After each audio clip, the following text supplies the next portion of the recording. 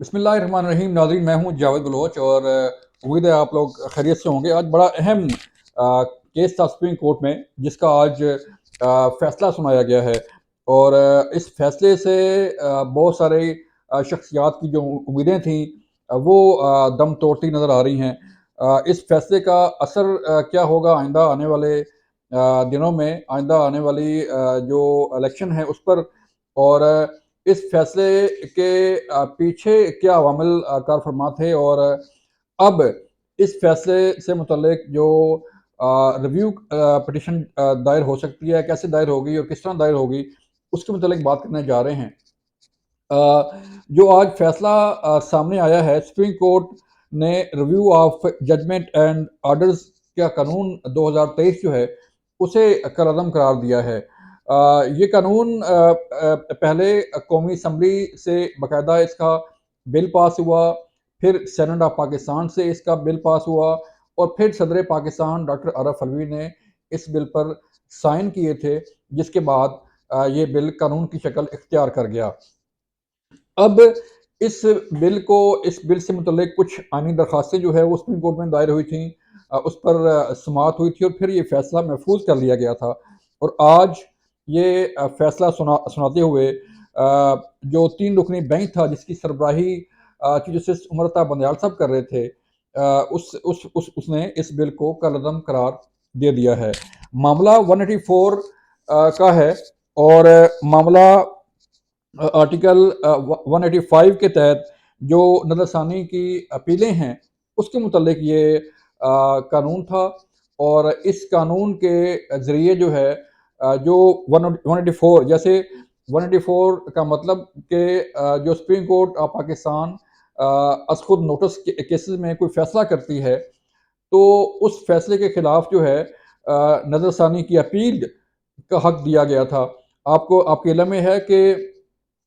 साबिक वज़ीर-ए-आज़म सैयद यूसुफ रज़ा गिलानी को भी 184 सो मोटो एक्शन के तहत ही ये केस टेकअप हुआ था, और फिर उसमें उनको सज़ा सुना दी गई और जिससे वो नाअहल हो गए थे। मियां नवाज शरीफ साबिक वज़ीर-ए-आज़म को भी खुद नोटिस के तहत ही जो है वो कार्रवाई का सामना करना पड़ा, और उन्हें भी ताहयात नाअहल करार दे दिया गया था। अब इस बिल के ज़रिए ये उम्मीद सामने आई थी कि मियां नवाज शरीफ साबिक वज़ीर-ए-आज़म समेत जो बाकी सियासतदान या शख्सियात को डिस्क्वालीफाई किया गया था या उनके खिलाफ फैसले किए थे, उन पर जो है वो अपील का हक उन्हें दिया गया था, और अपील के ज़रिए जो है इस केस को दोबारा सुना जाना था। लेकिन ऐसा होता हुआ नज़र नहीं अब आ रहा, चूँकि इस बिल को गैर आइनी करार दे दिया गया है, और इसके बाद ये मामला ऑलमोस्ट ख़त्म होता हुआ नज़र आ रहा है। और इस फैसले का अगर हम टाइमलाइन देखें, अगर हम इसका वक़्त को देखें, तो 9 अगस्त को हुकूमत ख़त्म हुई, और आज 11 अगस्त को जो है वो ये फ़ैसला सुना दिया गया, यानी कि हुकूमत के ख़त्म होने के फ़ौरी बाद ही इस फ़ैसले को अनाउंस किया गया है और इसे गैर आइनी करार दे दिया गया है। अब इस जो आइनी माहिरीन और कानूनी माहिरीन जो है, उनसे हमारी जब बात हुई तो वो कहते हैं कि 1 माह का वक़्त होता है, 30 डेज़ का वक़्त होता है कि इस फैसले के खिलाफ जो है वो अपील दायर की जा सके। अब अगर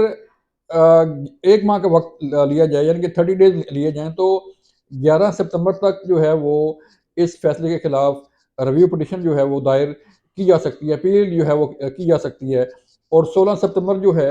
वो चीफ जस्टिस उमर अता बंदयाल साहब का आखिरी दिन है, उनकी सर्विस का आखिरी दिन है, जिसके बाद इस मुल्क के नए चीफ जस्टिस जस्टिस कादी फाइज़ा साहब ने अपने ओहदे का हलफ लेना है और अपने ओहदे का चार्ज संभालना है। 2 चीज़ें थी, 2 बिल जो है वो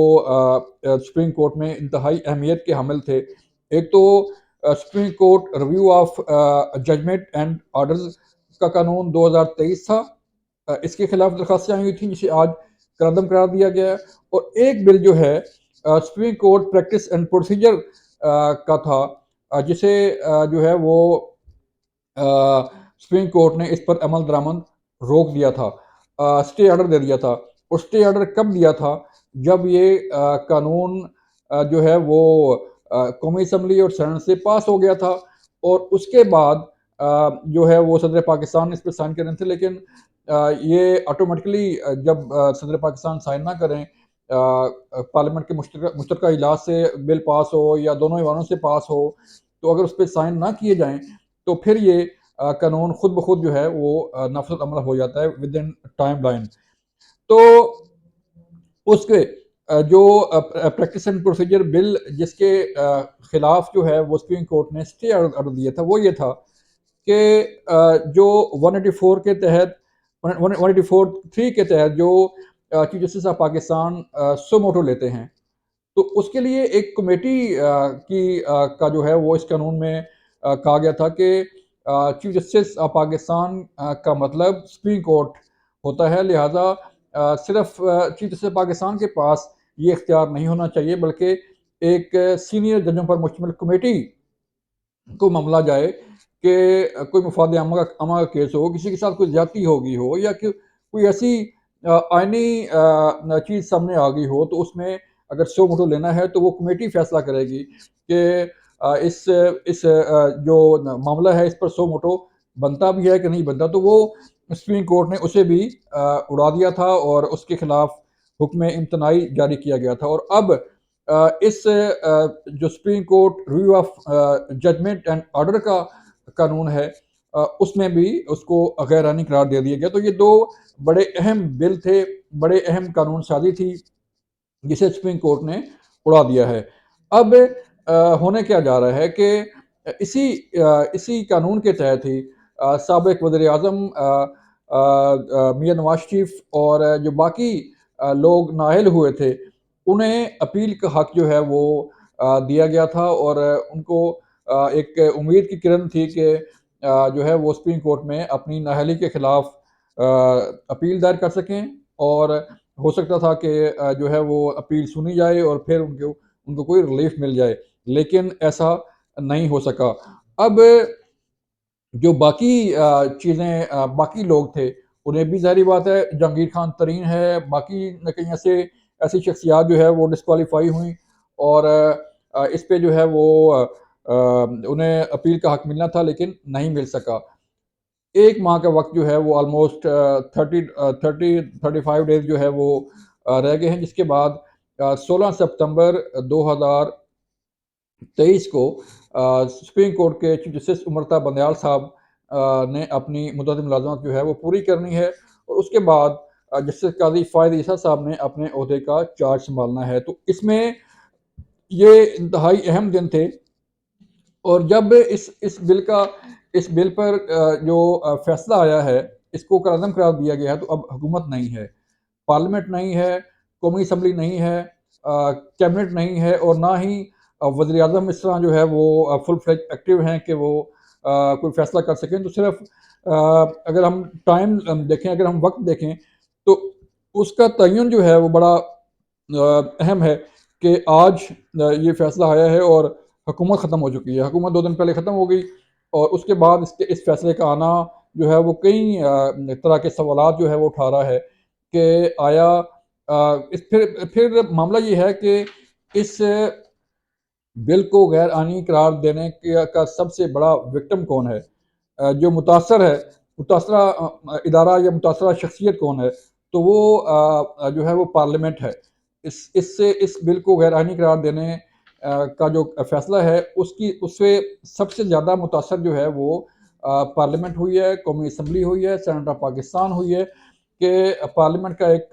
जो पास किया गया बिल है, उसे गैर आइनी करार दिया गया। आपके आपके इल्म में आपको याद करा दूँ कि सुप्रीम कोर्ट और पार्लियामेंट हाउस के दरमियान जो कशीदगी चलती रही थी, और कशीदा सूरत हाल चलती रही थी, उसकी वजह यही थी कि पार्लियामेंट कानून साज़ी कर रही थी, और सुप्रीम कोर्ट जो है उसे उसमें उस पर फैसले कर रही थी, और उसमें जो है वो पिटीशन दायर की जा रही थी, और बहुत सारी चीज़ें सामने आ रही थी। तो ये वो चीज़ें हैं। अब देखना ये है कि हुकूमत तो है नहीं, तो इसके खिलाफ अपील जो है वो कौन कर सकता है? क्या स्पीकर कौमी असम्बली राजा परवेज़ अशरफ जो है वो अपील में जाएँगे, या ये भी हो सकता है कि कोई पार्टी, कोई सियासी पार्टी या कोई सियासी शख्सियात जो है वो अपील में चली जाएँ कि ये इसको रिव्यू किया जाए। लेकिन 16 सितंबर के बाद के हालात कुछ और होंगे, जब चीफ जस्टिस उमर बंदयाल साहब अपना टेन्योर ख़त्म करेंगे और नए चीफ जस्टिस काज़ी फ़ैसल साहब अपने ओहदे का चार्ज लेंगे, तो फिर हालात जो है वो शायद कुछ और हों। लेकिन देखना ये है कि इसके बाद हालात सामने क्या आते हैं।